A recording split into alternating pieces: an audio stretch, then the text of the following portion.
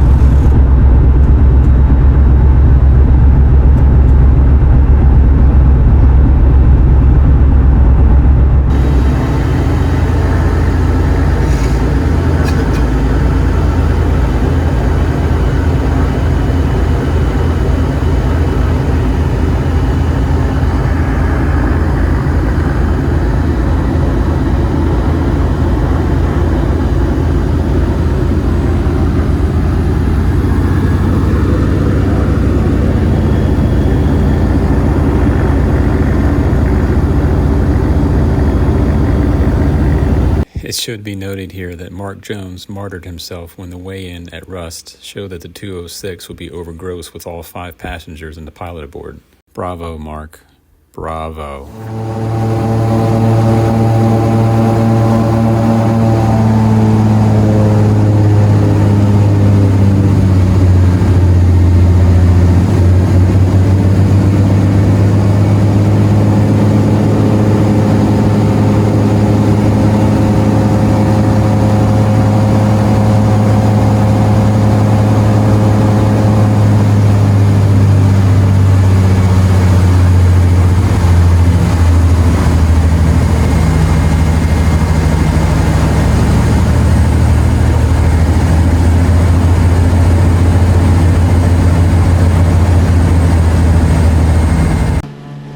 Once we were both ready, the Cessna took off first and we followed. In the briefing before the flight, where else but in Alaska can you brief below a rack of moose antlers? Anyway, the plan was to join up with the Cessna en route to Figure 8 Lake, where we would land and water taxi back and forth across the lake with the Cessna making passes overhead for photos and videos.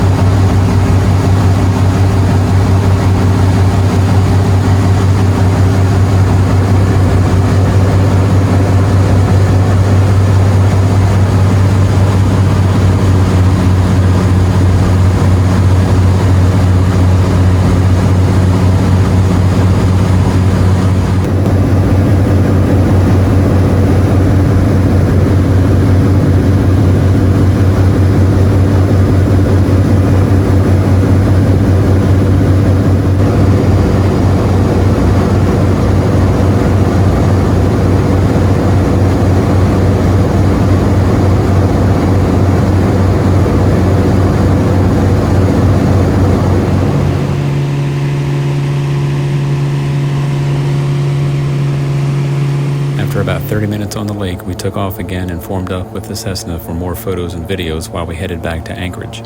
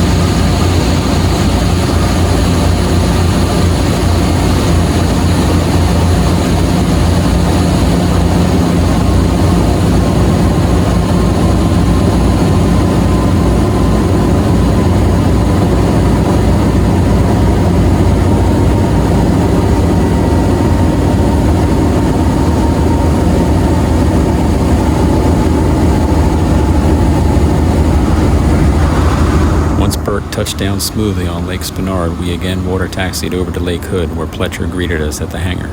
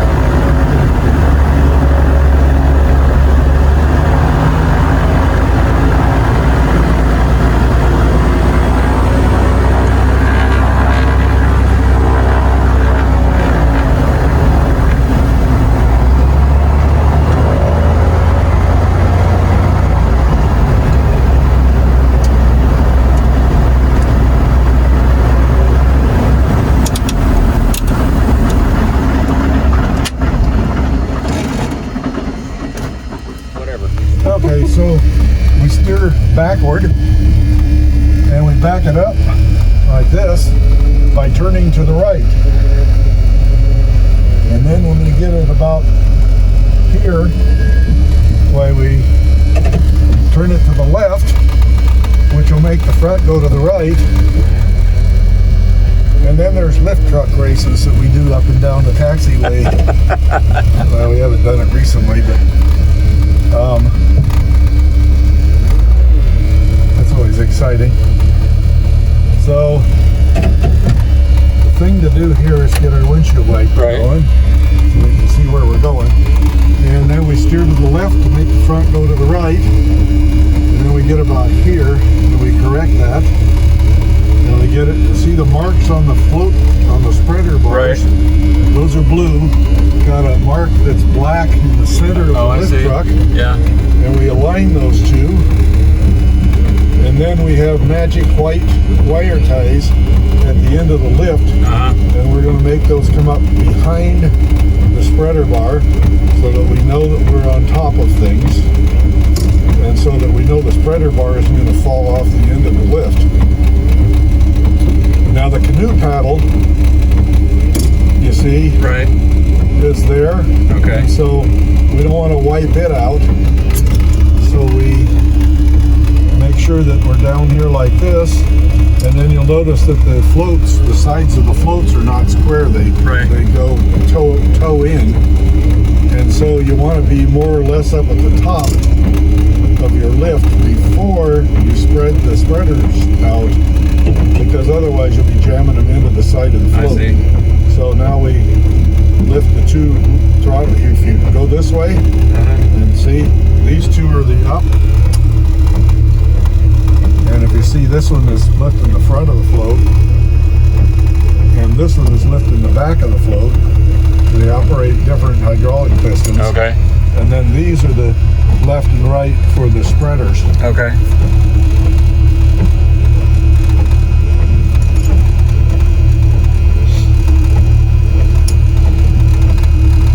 And so we get it high enough that we can clear the ground, and we turn to the left, which makes the back end go to the right. You really got to rewire your brain to drive these things. Oh, you just kind of have to shut your eyes and just go with the flow. Whatever it takes to make the thing do what you want it to do.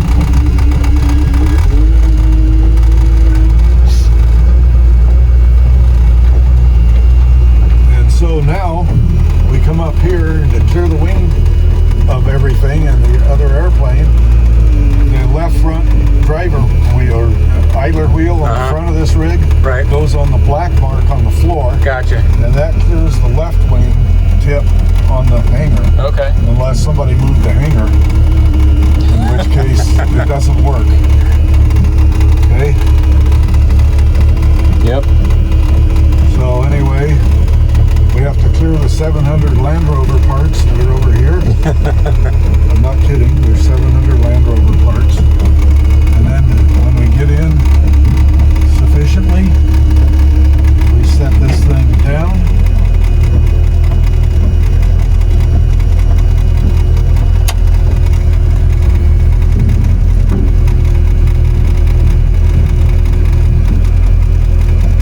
And as soon as we can clear the paddle, we come in with the spreader. Okay. We come in with the other spreader. Then we drop the lift.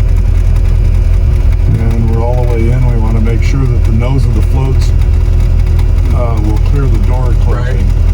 So